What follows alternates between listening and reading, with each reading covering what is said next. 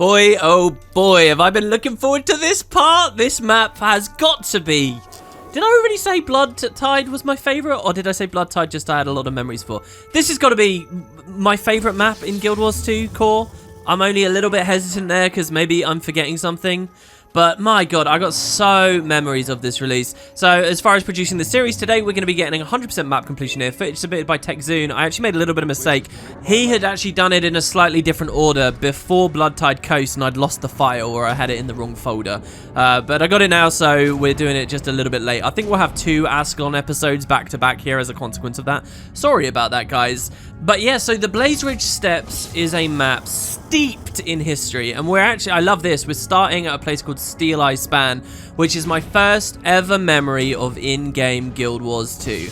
I had seen the trailers when the conventions came out. The very first convention video that us nerds sitting at home waiting away on the forums got to look at was someone who had filmed with their 2010 probably mobile phone. In fact, earlier, it could have been a mobile from like 2008, 2007, so it was a crappy camera. But they had filmed themselves here on the charr half of the convention demo, right here at Blazeridge Steppes. It was super shaky cam. I remember the UI looking totally crazy. I remember the combat looking totally crazy. It was only a short video of a few minutes. A weird thing about me, I actually have a drive on my PC filled with every single bit of convention footage I could find. I compiled it all maybe 2 years ago, so a lot of it's obviously missing now. So many videos have been privated or unlisted or just can't be found, which sucks. You know, that's Guild Wars 2 history. But I have all of these different files, and I do have the very, very, very original one. I did manage to find it a couple of years ago. And I've got it. I can't really distribute that stuff to you guys because I feel like, you know, it's not mine to distribute.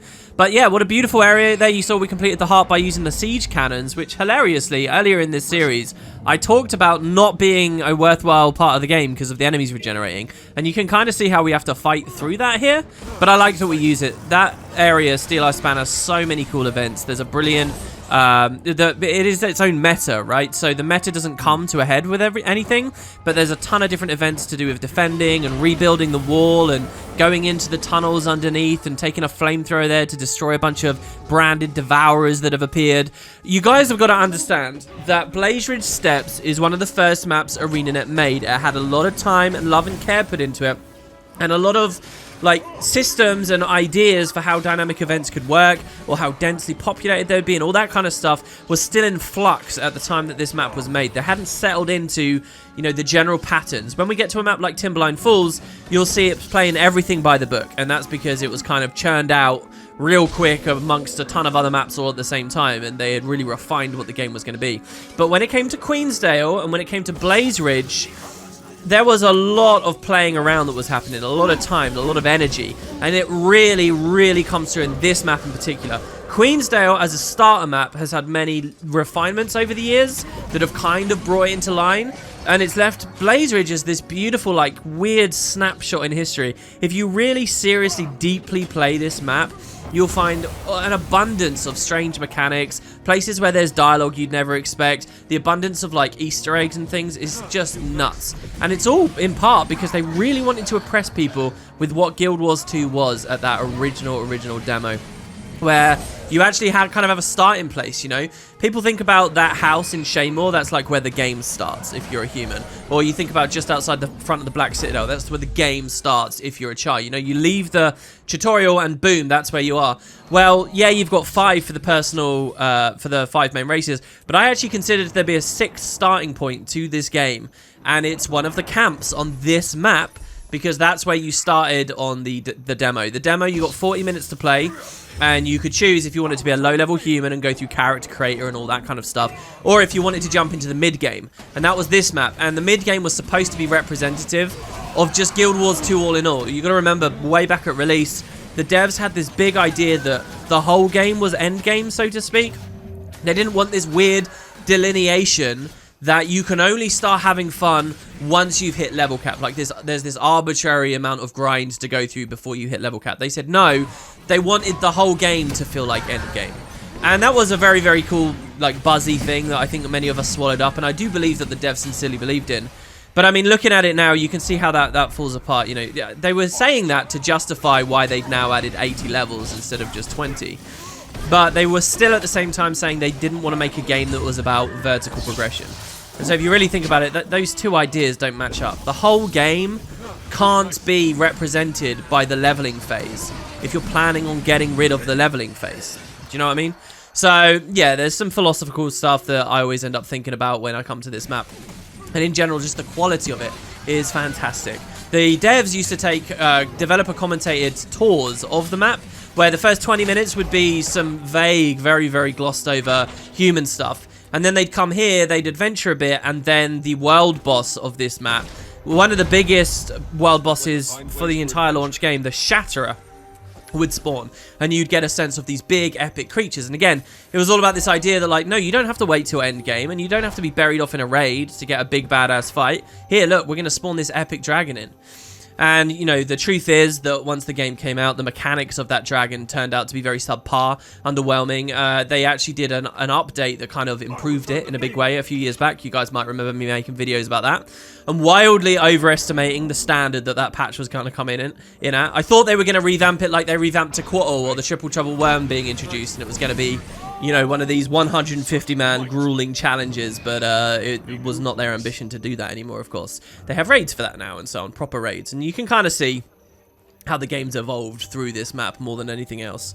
Another really fantastic thing about this, and why it was a good choice for ArenaNet back with that original demo, is it is in Ascalon, which, of course, all of the original fan base back then, we were all kind of like Ascalonians in a way. You know, we were people that had started with prophecies, or at least played prophecies. That was the start of everything. You're an Ascalonian there. So getting to see how this place looked 250 years later was a real treat. And there's a good mix of branded stuff, ghost stuff, ogre stuff, renegade stuff, harpy stuff, worm stuff, all over this map. Like, it's really, really beautifully balanced in that everything feels quite unique. Many of the hearts, yeah, as you can see here, we're just sort of breaking flags and killing ogres again. But some of them are really, really detailed too, and have nice environments that you're going to, at the very least. Back to the idea that this is Ascalon. This is not just Ascalon like, you know, the Fields of Ruin to the south was Ascalon. This is Ascalon, Heartland Ascalon. This is where most of the starter maps from the original game took place. Let's throw up Shaman's map here, and you'll see exactly what I mean. Check it out. Over Blazeridge, we have the Eastern Frontier, the Pockmark Flats, Fort Rannick, which is basically where Steel Eye Span is now, by the way. You wouldn't recognize it. The charr basically bulldozed the whole thing and constructed their own metal thing there. But that was Fort Rannick. The Apple Orchard to the south, which I was talking about a bit. The ruins of Serenity Temple, the Frontier Gate, the often forgotten about pre-Searing mission that actually takes you through the 2-year time jump. So we're looking at pre-Searing Ascalon, we're looking at post-Searing Ascalon, and we're looking 250 years later. Quickly interrupting myself to point out that in this area at launch, I found a merchant that you could buy an item from and then sell that same item back to for more money. So an infinite gold trick. And I never abused it. I reported it, and one day it got removed, but I've always remembered that. And Ascalon is just such a richly developed fantasy setting. You know, if I was asked to identify, like, from a purely lore perspective, like a historical perspective, what the richest area of Guild Wars is, you know, it would be easy to say Ore, because Ore has, like, all these captivating ideas about being this big, magically inclined place where the gods lived, and then it got attacked by the charr and sunk and then raised back. You know, there's multiple chapters there. But as much as I'd like to say something like Ore, I actually think it has to be Ascalon. And I don't just mean for core, I mean ever. Like, even through the Heart of Thorns days and through the Path of Fire days and stuff. Look at the history of Ascalon. You've got the super deep history where the charr supposedly lived here. Then you've got the history of the humans and their kings and the guild wars and the construction of the Great Northern Wall. Then you have the whole chapter with the Searing. Then you've got the chapter with the Faux Fire. Then you've got the chapter with the Brand. And guess what happens on this map? You kind of see them all interact together. You can go to the Great Northern Wall where the Brand cut through it, and there's some amazing vistas there. You can go to the Brand where it's slammed down into a bunch of Ascalon ghosts, and there's a heart with the Branded interacting with the Ascalon ghosts as the charr look on, and you've got the charr buildings, and some of them fresh, some of them destroyed, with the sentinels patrolling. It's beautiful, really. There's just so many layers of history here in Ascalon that, like, have scarred and warped and changed the landscape. And yet it persists. So I've just always been very, very captivated by this as a place. Perfect spot to introduce to people, right? When you're trying to sell your new MMO. Perfect. Really, really good. So anyway, right now we are obviously getting that vista near a bunch of griffins. We haven't really talked about the griffins in this series. I mean, what do you want from me there? They're ambient mobs, and then later in Path of Fire they become a bit more important. But for the open world, not too much. We're near a jumping puzzle right now. It's one of the weirder ones. It's called the Behem Gauntlet. So you'd think as a gauntlet, it's got all of these challenges and pitfalls and traps and things that you're meant to navigate your way through. Maybe the original idea was it was going to have that, but instead what it actually is just like a mostly hollow cave where you have to jump down to land on a pillar in the center. You know, the Behem Gauntlet and the King Jarlath's Refuge, both of those together really make me think that they wrote the names and the ideas for the jumping puzzles before implementing them, and then when it came to implementing them, they didn't have quite the time. So they did some insanely good ones, mostly the Asura Lab related ones, where there's like puzzles and force fields and floating islands and Asura gates and platforms that turn on and off. Most of the Asura jumping puzzles are top tier, and then they kind of ran out of time for some of the other ones, and the Behem Gauntlet feels like maybe they ran out of time. There's never been an official statement that I know of where they've actually talked about that, but there you have it. This area, helping the Ash Legion take out the ogres, very simple. It's a heart that covers a huge amount of area. And again, I can't help but look at stuff like this and think, well, maybe that's something to do with them playing with how big hearts should be at this point. This is what they call a Grand Crawl, just a really, really big one. The Ogre Wars event kind of takes us to one before. This is the Bohemian Grand Crawl. There is a whole personal story step here for the ogres. If you join the Vigil and then you choose to help the ogres, you can spend the most time in Ascalon than anyone else for your main campaign, which expands on them a bit. It's a weird arc as well. Most lesser races have like a choice that they get to make in the middle, but you don't really get one here. But I kind of wish the devs did even more with the ogres, because they do feel like they're just standing around. So here we're at a place called the Pockmark Roughs, which is obviously referring to the Guild Wars 1 explorable map of the Pockmark Flats. Now this is a beautiful area.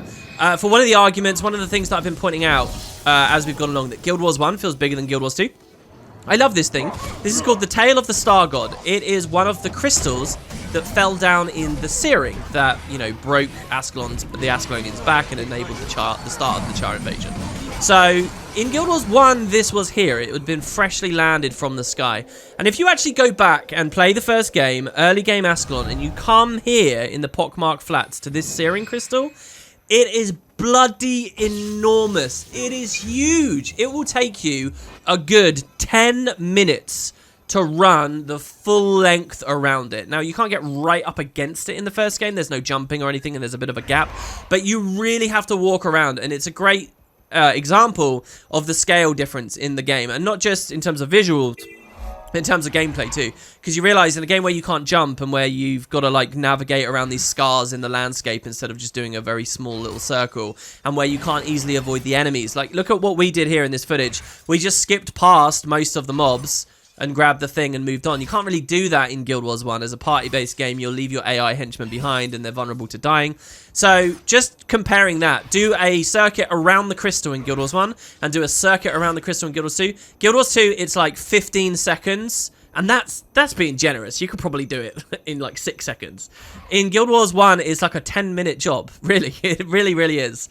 So even nonetheless, I do remember, funnily enough, even though it's so blatantly obvious how much smaller this is, my first impression of this from those early videos was to be amazed. You know, I think they got their job done. Anyone who'd played the first game and came to experience this in the sequel, I don't think would have been disappointed. I certainly wasn't. I love the look of this. It was fantastic. And it's a cool area as well. The heart itself gets you to transform there. You get to be like a mini Norn totem, a raven. I can't quite remember what the story is there. But yeah, you can deal with the Gruul. There's a couple of events that happen there as well. There's events everywhere. And then you get this. So this is the Dermond Priory camp just outside Serenity Temple. This once upon a time was the equivalent of a Guild Wars 1 waypoint. It was a whole outpost, a safe area where you could party up and do vendoring, stuff like that. And now you can just kind of wander into it. I remember this being fascinating to me. Just that experience of, oh, there's no loading screen to get to the Serenity Temple. The game is that big and open now that you can just walk over to it. It's weird. People don't think about this anymore, but one of the big like preoccupations and things to think about with Guild Wars 2 was that it was a much more open world. Nowadays, we all move very fast, and we're all very aware that fundamentally, both games are basically the same. They're both big, you know, disconnected maps that you have to go through portals to enter the next one. The difference is, with Guild Wars 2, the maps are just much bigger, and you don't need to be in a party to find other people, so it's more massively multiplayer. But fundamentally, they're the same, and everyone's aware of that now. But I remember so clearly seeing this for the first time and being like, wow, it's an open world, guys. It's all one big connected world. And it gave me a very, very now strange looking impression of the game. Here, by the way, you see these ghosts blocking and we're stacking burn on ourselves? That's what I was describing before. That got nerfed and removed from the early game maps, but it is still here around now. And again, that's something I think the new player experience did well. It's slowly building the experience up for us instead of just dumping it on us all at once at the very, very beginning. There's a nice little Easter egg here too, by the way. You can do the heart by this method. You can also inspect rubble. And there's a thing where if you inspect the rubble in the right order, you can spawn a ghost. There are many ghosts and returning characters from Guild Wars 1 in this precise area here. So you can touch this stone. And it's like, does it do anything or not? The ruined statue to the goddess Melandru here as well. Melandru's a brilliant statue to have here. I think the Serenity Temple had lots of statues of the gods. But Melandru's beautiful. Melandru would weep to see the brand and this scar, you know. It's a good example of what I was talking about before as well. There's how small the brand is compared to the books. The book saying it's a day to travel out of the brand in one direction and a day on the other, and yet look at us in game here. It's very, very narrow. You could just sort of casually stroll across it very, very, very briefly. For a long time, I think the nuance and interactions here at this heart were unknown to most players, but if you do precursor collections, they kind of reveal it to you, and you do have to do the precursor collections to get some value. I think maybe Twilight, some of the more ghostly precursor collections have you doing that stuff. This fort's quite nice, Keenar Fort. If you go in there, first of all, there's an event where it can get attacked and it properly barricades itself in by closing all the doors, which looks pretty cool. But there's also some cool environmental objects you can buy here. Somewhere on this map, you can buy a charr, which is a rifle skin in the game, like an elite endgame exotic skin. But you can buy just sort of a temporary one, or seemingly temporary, except it did, at launch it did good damage, had good range, good fire rate, and it didn't despawn out of your hand, so you could, in theory, buy it and then map complete the whole map with the charr, which is pretty cool. Here's kind of a crazy experience. We are dealing with the script, which is meant to take us in that cave against the wall, which we don't even have unfogged right now. You see, retrieve the stolen turret parts from the Keenar Fort, and it looks like we got most of the heart without even coming in here. So look, there's even script on this map. I mean, they really went with the enemy variety here. They really did. They obviously didn't go too crazy and put stuff like centaurs or human bandits, but most stuff that felt like it could legitimately be here is here. And I suppose as well they eased off from, you know, they could have done destroyers, I guess, but they chose not to. This is more of a branded map. This is more to do with Kralkatorrik than anything else, so they do keep that kind of cleanly there. So yeah, this event I think does eventually lead you into an Asura lab nearby as you follow these rivers along. It's so weird seeing this footage now in 2020. Our camera is so zoomed out and our FOV is so high. When I first saw this river, we were more zoomed in with a much more limited FOV, and it felt like a much bigger, more grand thing.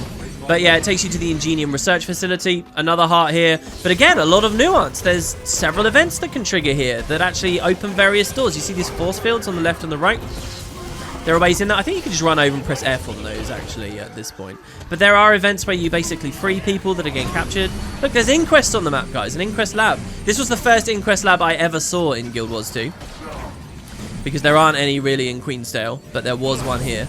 And I remembered just being so captivated by this. I had a weird experience coming into this game because I knew I kind of wanted to have my main be a human mesmer again, because I was a human mesmer in the first. But I was having an emotional affair with the Asura. There was a part of me that was thinking, no, do you know what? I think I'm going to be playing Asura instead. Their environments just look so cool, and I don't like how cutesy they are anymore, but look at how beautiful these places are. And then it took me 3 days to finally realize I'd made a mistake. I was with the wrong person, and I went deep in with the Asura instead. So yeah, and then you come on out, a little bit of old Ascalonian ruin here. Now this is where we would spawn. There were so many videos, and particular shout out to War Tower of old, There were so many videos of people standing here because this was the spawn place. And speaking to that Asura that was in that cage, that was like one of the first Guild Wars 2 Asura I'd seen in Engine. And he talks about how he's been captured and the charr are telling him to shut up. But people used to stand here and do videos where they would mouse over all of their gear. And there's weird stuff from the game back then, like there used to be a cape slot. And they'd be examining the die system, which funnily enough has not actually changed that much over the years. But they'd be examining the trait system and their items. And of particular remark, you guys know how in this game there's like talismans and marks and stuff? There's like a whole tree of upgrade component in the game. Medallions and stuff like that you can find as you're doing jumping puzzles, even in the game to this day, to 2020. But they have no place. They don't really mean anything. I mean, the devs have added some like vague syncs for them over time, but they don't really mean much. Well, in the early alphas and early exploration of this map, you could see that they were like the primary upgrade materials that people were using most of the time. It wasn't like ruby orbs and crystals and stuff like that. People were using those, and they were substantive rewards. And in fact, to this day, the meta event we're now in, Kralkatorrik's Legacy. So this meta event features the arrival of the Shatterer, who you can defeat. Was shown off in those conventions, drops a big chest. The Shatterer to this day can drop like cake for you as a reward, and it feels really weird and stupid in the game now, but back in the conventions, the cake felt like really well balanced and it made sense. You know, so some of these old rewards give you, again, a glimpse into a world of a different economy. I do remember the devs were a little bit sneaky about this meta. They described it in a really grandiose way about how there would be a load of events to help the charr. And the more that you did, the easier the fight would be. And the less you did, the more challenging the fight would be. And you might not even be able to do it. So you've got to have players there for a long time, making sure they deliver supplies and this, that, and the other thing. And of course, in the game today, it's just do one stupid collection event that doesn't scale well into an escort, and then the Shatterer spawns every time. You know, so much of that magic is gone. So Dagon Shun. I got some good memories of this place, both from the alpha footage, but also just in-game. That Ogre there, who is a merchant right now, amazingly, is only a merchant for a very brief period of time after several events have been completed. You can do this now in 2020, and what he will sell you is a growth tonic. You have to do some kind of event to help him with his pets or something. But he'll sell you a growth tonic. They cost like a couple of silver each, which was not cheap early on in the game. But what it would do is, if you double-click it, it just made your character bigger. And nowadays, you know, we've got the whole toy system, and you can easily make your character bigger in a ton of different ways with like Valentine's Day chocolates and all kinds of stuff, frankly. But back at launch, that was basically the only way to do it. That or be a warrior that uses Rampage, but then that also adds all these other effects and is limited and so on. So, or was it called Juggernaut? No, it's always been called Rampage, hasn't it? Anyway, this tonic, therefore, was brilliant for like if you wanted to be a really big Asura, or if you wanted to be a really, really, really big Norn, you could buy them there, and not many people knew about them existing. I remember doing a guide on how people could get that way back when. I've done guides on so many things just for core Tyria, but yeah, and I always think about that still to this day. Here's the really amazing and interesting thing. This area of the map was obviously in the original convention when the game had energy potions. So it used to not cost endurance to dodge, it costed energy to dodge, and it also cost energy to use skills. So the idea being that if you're being really aggressive and spamming all your skills, as we all do in the game now, you know, it comes off cooldown, you spam it, it's just a matter of ordering. Back then, it was more like Guild Wars 1, where it was like you had this resource to balance. If you spammed your skills in that way, you had no energy, and then you wouldn't be able to dodge roll. You know, you play too aggressively, you can't dodge roll anymore. And so that was the idea. But they also had an energy potion mechanic where, as an economy exchange, you could buy potions that would bring your energy back, but drinking them would be on a cooldown. It was a whole side of the MMO. And on the original conventions, players said they didn't like that. You got to remember, this is the Guild Wars 1 community, and they hated a lot of stuff that I think the Guild Wars 2 community of today would actually accept a little bit more. But particularly anywhere it looked like there was any kind of gold sink that would help you in combat was like a massive no-no, right? Another reason why the whole gem store selling power baffled me, as it went so under the radar. But still, so people didn't like the idea that you could pay to be good at combat. That's basically what it was. They didn't see there was more nuance to it. So ArenaNet got this overwhelmingly bad feedback, and maybe it's justified. I'm not going to sit here and say whether it wasn't.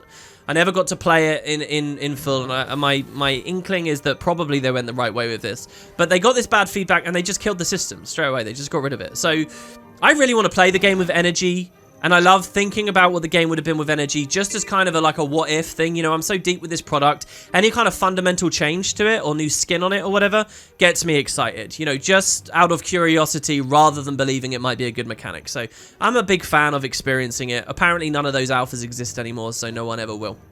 But there are still elements of the game that now feel a bit weird. Now, that growth tonic I was talking about, there's a bunch of events going on there where harpies have attacked a nearby lake, and the people at the crawl need water, and you can kind of bring them the water. Now, originally that water was so that they could brew potions, and you would buy energy potions at that place. Then when the devs nuked the system, it was like, well, what do we sell? What do we do? And what you buy now is a growth tonic. And most of the icons for like energy potions and stuff kind of got re-rolled into Slayer potions, which are the exact same thing, by the way, economy for doing better in the game, and food, and all that kind of stuff. So anyway, that is just such a cool little area to me, because I love the growth tonic for what it is, and I also kind of know why it's there, because of the whole energy potion side of the game that got nuked. And you see that all over the place. In Queensdale, there's all those opening heart areas with the dynamic events there.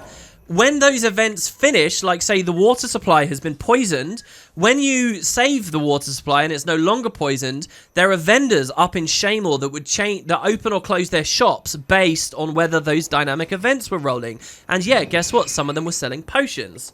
Nowadays, none of that's there at all. It's just all gone pretty much. I think there's a couple of vendors that are permanently open and they'll sell you like a bag or something.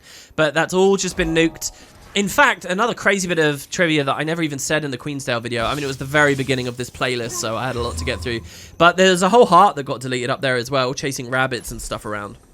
And that's been removed too. And I believe there was an escort event that I remember seeing in one of them as well that kind of ran near that rabbit thing. I think it was an escort event that went from the garrison to Shamor, or vice versa. And I think they might have got rid of that because that escort event might have been encouraging players right at the start of the game to go straight to the garrison, which was a little bit high level for them. Anyway, that's all Queensdale stuff. Back to this map. We get the Separatists in the north. Location of another jumping puzzle. This one was definitely way better implemented. On that far wall there to the north, you can see there's these subtle holes and walkways. When you walk in them, they at first glance look like they just lead to a dead end.